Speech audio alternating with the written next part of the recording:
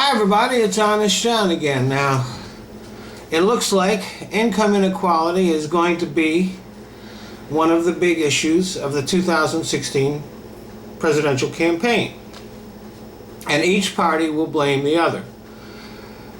The truth is that both parties share the blame for income inequality. Both Democrats and Republicans have agreed on policies that have created this problem.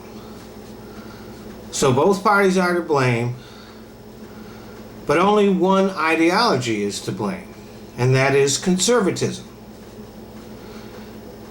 It wasn't that long ago when both parties had both liberals and conservatives and moderates in their ranks.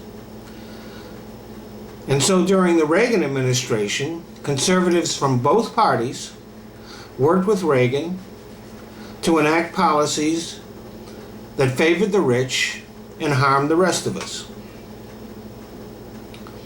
And conservatives have had their way on economic policy ever since. Even Bill Clinton did not put up much of a fight when it came to conservative leanings in our economy. Yes, he did raise taxes on the rich, but it was only a teeny amount. And the big trade pacts that he signed did not have worker protections which would have benefited us all. Instead, they all were huge giveaways to the rich.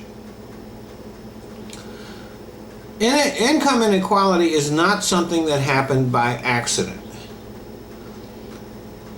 It was planned and executed by the rich in concert with conservatives on both sides of the aisle.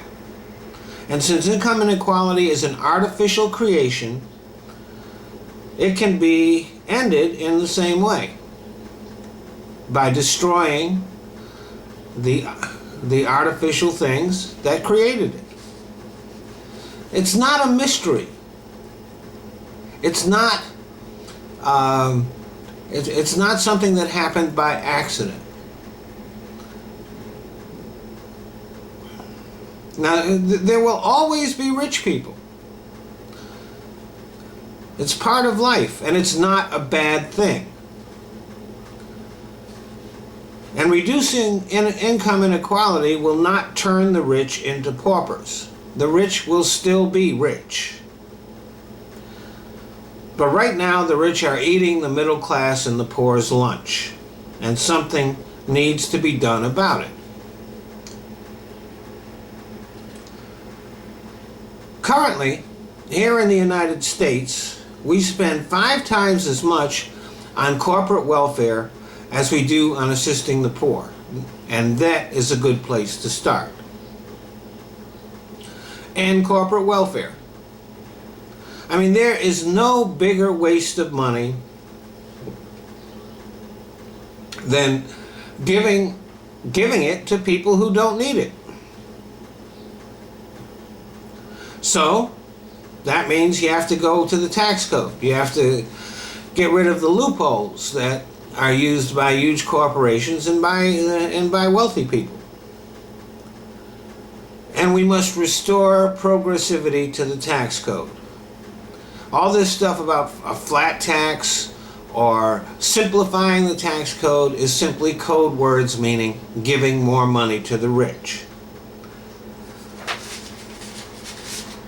It's not a problem if the tax code is complicated, because it's only complicated for the rich. If you don't make that much money, your tax form is simple and filling it out is not a problem.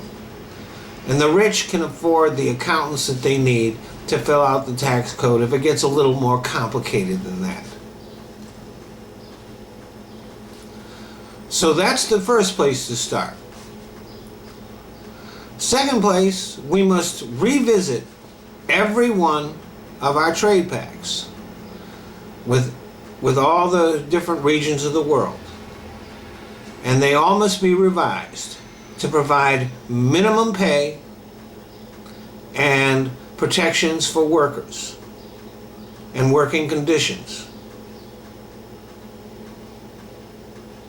And here in the U.S., We must strengthen unions and get rid of right-to-work laws. And the minimum wage must be raised to a living wage and adjusted for inflation. Now, it's just a fact that capitalism has become a train wreck. But it's not an accident. Thanks for listening.